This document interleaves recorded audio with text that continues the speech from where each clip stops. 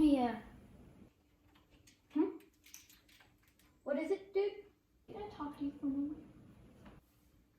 Yeah, I guess I have a few minutes. And I just wanted to talk about my next plan for total world domination.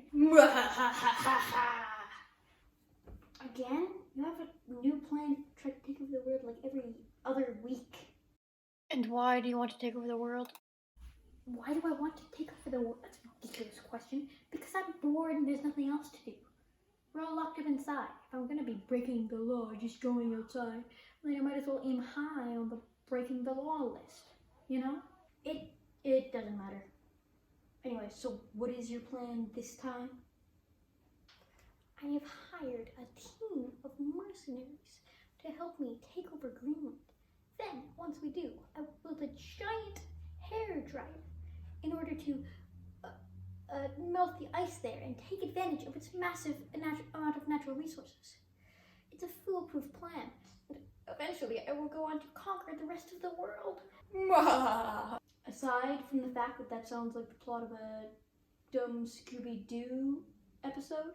Hey, Scooby-Doo is a fantastic shit. Don't you ever badmouth it again. Yeah, there's plenty of other things wrong with that. For starters, how are you going to power this giant hair dryer of yours? I haven't thought ahead that far yet, but if I were to think about it, probably nuclear power. Yes, definitely nuclear power. And do you know anything about nuclear power? About its costs? Its benefits? Why would you want it? Alright, so just tell me about a few different nuclear powers. Before we even get into that, talk about enrichment, which is the process of getting fuel for your reactor. Most reactors require uranium, specifically a certain kind of uranium, uranium-235, which makes up less than 1% of all uranium. In order to separate it, it has to go through a process called uranium enrichment. Usually, the modern method today is to use a centrifuge, and that's kind of expensive. Plus, you have to keep getting more and more new uranium in the first place, which can get pretty expensive. Maintenance costs will rack up, and for most reactors, this would kind of halt you dead in your tracks. You know, if you just took over a country, you're not going to have much luck getting people to send you uranium. Because, you know, that's an ingredient that it can be used to make, you know, atomic bombs. The main two you'll want to look at is CANDU reactors and sodium fast reactors. CANDU reactors don't require uranium and can be modified to use almost any kind of fuel. They're low waste, but can be modified to produce weapons-grade uranium slightly faster than other kinds of reactors. So, there's that. Sodium-cooled fast reactors are even better for using fuel. You only need one set because it can breathe its own fuel. Self-effectively meaning you don't need to worry about uranium shortages at all. And it can burn its own waste, although that takes a bit more process. It's very clean for the environment, and overall is a very effective kind of reactor. The last one you might want to think about is a molten salt reactor. Molten salt reactors are kind of unique. They're not used at all so far.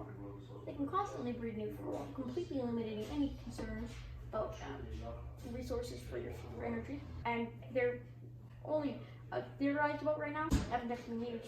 But how does nuclear energy work? How does it generate power, per se? What causes it to generate power? I'm glad you asked. Fission occurs when a neutron collides with certain atoms with enough force to cause the atom to absorb that neutron and to turn into a different isotope of that material. In the case of heavy atoms like uranium-235, this causes it to become unstable, and the atom will not be able to support itself, and will collapse into two lighter atoms. Because the atomic weight of these atoms does not exactly line up with the atomic weight of the uranium-236 that just decayed, it causes an excess of neutrons to be emitted, along with the first original neutrons. These neutrons then go on to hit other atoms and cause them to become uranium-236 and then collapse. These atoms also give off their own neutrons, which will go on to hit other atoms, causing them to also become uranium-236 atoms, and because of that, to collapse. This will go on until the uranium around that area is either depleted or too spread apart to hit each other. So uranium is gathered, usually by mining. Once a vein of ore is found, it is extracted usually by blasting or drilling or just mining with picks and shovels occasionally if it's small enough. Well, since explosives is mostly used if the ore is very, very large.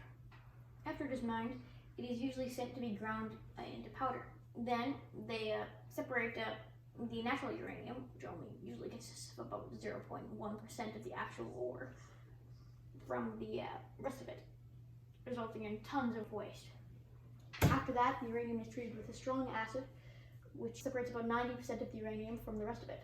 The result is a yellow paste, and then you got your uranium.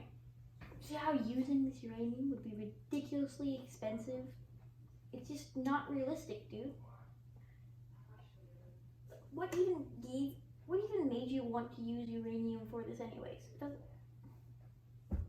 Because I thought nuclear energy was the most evil energy. What? Nuclear energy is not evil. Nuclear energy is one of the most efficient forms of energy there is. It's one of the best for massive renewables. It produces almost no waste. It's completely green. It produces no carbon.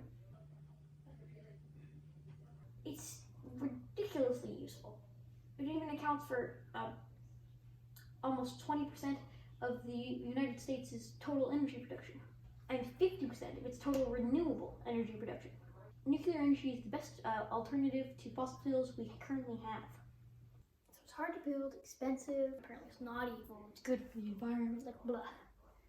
Maybe they'll just wait for global warming to melt the ice in Greenland. Yeah, that sounds a lot more effective. Still gotta go take it over though. Okay, well that's better, but that's still ridiculous. Maybe you should do a bit of research on this. How are you gonna pay for any of this? How did we pay for the mercenaries you said you were gonna hire to take over Greenland in the first place? I'll just use your credit card like I do with everything else. Okay, thanks for the advice by the way. Bye.